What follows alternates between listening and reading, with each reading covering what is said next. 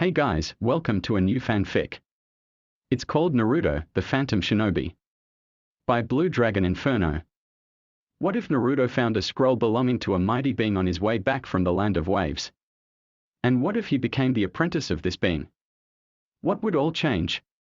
So without any further ado, let's start. Naruto woke up sweating heavily and looked around to see that the rest of Team 7 were all asleep. Deciding he could use some fresh air, he got up and left the hotel they were staying in when he felt a force begin to pull him towards the forest.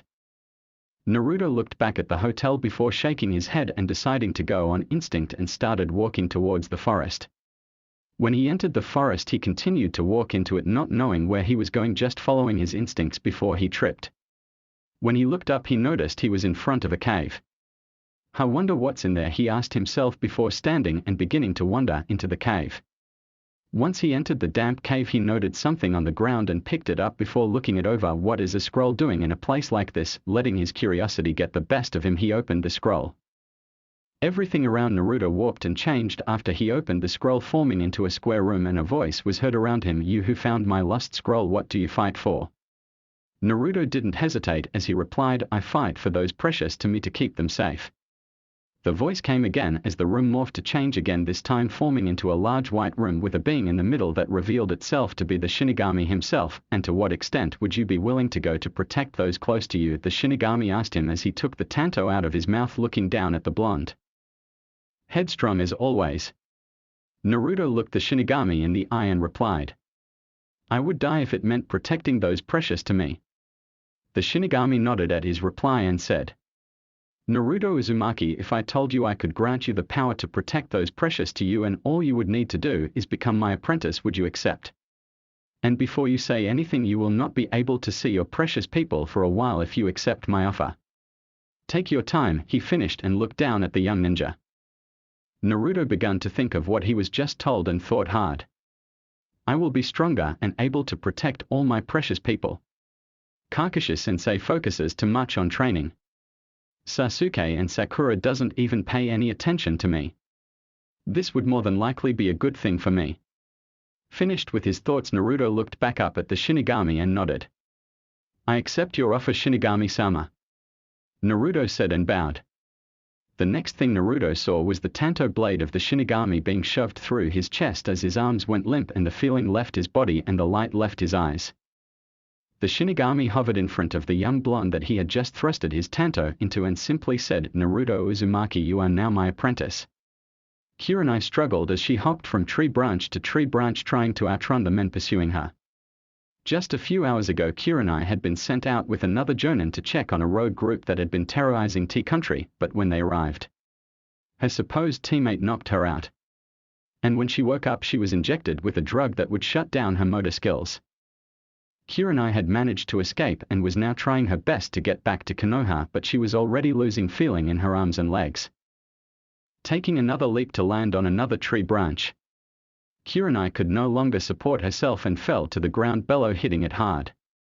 She looked around to see that the group after her was already in her line of vision. 3 men landed in front of Kurenai and looked down at her. Look boy, seems the bitch can't run any longer, one spoke while another kneeled down close to her face. You know we are gonna have a good time with you, he said and chuckled sickly. Kurenai couldn't believe what she was hearing. She was gonna be made into a toy for a group of disgusting men. She would scream, but she couldn't bring herself to do so. Seeing that the men were not gonna wait, Kurenai closed her eyes. A single tear running down her face.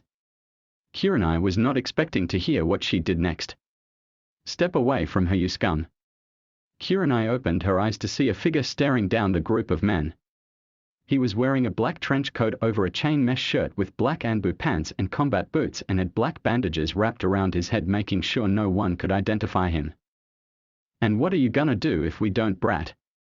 What appeared to be the leader of the group said, almost laughing. A scythe appeared in the mysterious man's hands as he looked at the group, as he would call them scum. Then I will have to kill you, he said in a cold and emotionless tone, sending shivers through 2 of the bandits' spines. The leader of the bandits looked back at Kurenai. We'll have fun with you once we deal with this brat. He looked back up at his men. Let's get him. Kurenai watched as the man who had threatened the bandit spun his scythe and got into his stance.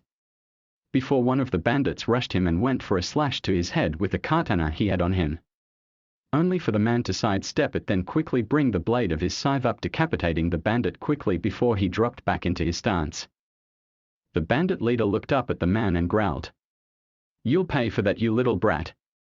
We were gonna make it quick at first." Before he could finish, the mysterious man appeared behind him with his scythe to the man's neck. "Say hello to the Shinigami," is all the scythe-wielding man said before pulling his weapon back, relieving the bandit's shoulders of his head. As he turned to look at the last remaining of the group, the final member of the group was shaking. "I thought being a bandit would be easy, not some nightmare," the rookie bandit thought as he watched the man who had just killed his two allies walk towards him.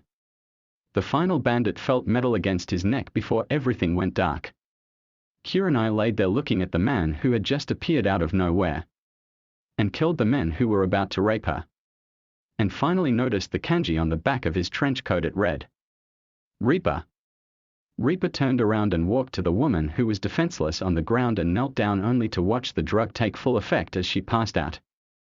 When Kurenai reawoke, she quickly opened her eyes only to see the bright white ceiling of a hospital room, and looked down to notice she was on a hospital bed. Looking out of the window near her bed, she noticed she was back in Konoha. Good to see you are awake, Kurenai-san." Kurenai turned to see the words had come from the elderly third Hokage, Hiruzen Tsurutobi. "Thank you, Hokage-sama. How did I get here?" The Hokage looked at her and raised one of his eyebrows as he took a puff from his pipe before saying, "I was hoping you could answer that question, Kurenai-san. A nurse found you here." "Maybe it was that man," Kurenai said, talking more to herself than anyone else, but Hiruzen heard her. "What man would you be talking about, Kurenai-san?" Hiruzen asked her, and she turned to look at him and began to inform him of all that happened. "I see. So you had been betrayed by your teammate, and were about to be raped before a figure whose whole figure was concealed appeared and rescued you, but appeared to be no older than 16. Am I correct?" "Yes, Hokage-sama," Kurenai replied with a nod. "Well, I am sorry you had to go through that, Kurenai. You will have a week off to recover, but then I will need you back on duty. Am I understood?" Hiruzen said with kindness, but also authority in his voice, and got a responsive hi from the genjutsu mistress before he got up and left the room. A few minutes later, found Tsurutobi Hiruzen sitting in his office looking at a picture of a smiling blonde child he had on his desk, and he smiled lightly. Could it have been Naruto? He asked himself as he looked out the window of his office, only to stand up out of his seat and walk over to the window overlooking the village to see a figure just like Kurenai had described standing on top of one of the buildings across from the hospital. The man known only as Reaper stood and turned around to meet eyes with the Hokage of Konohagakure no Sado, and he gave a light wave before he vanished, as if he had been blown away with the wind. Tsurutobi stood staring out of his window with his mouth slightly agape, and only had one thing to say, "Cocky brat, but how are you 16? He looked back at the picture on his desk before he gave a happy smile to know that his self-proclaimed grandson was all right and carving his own path into becoming a great ninja.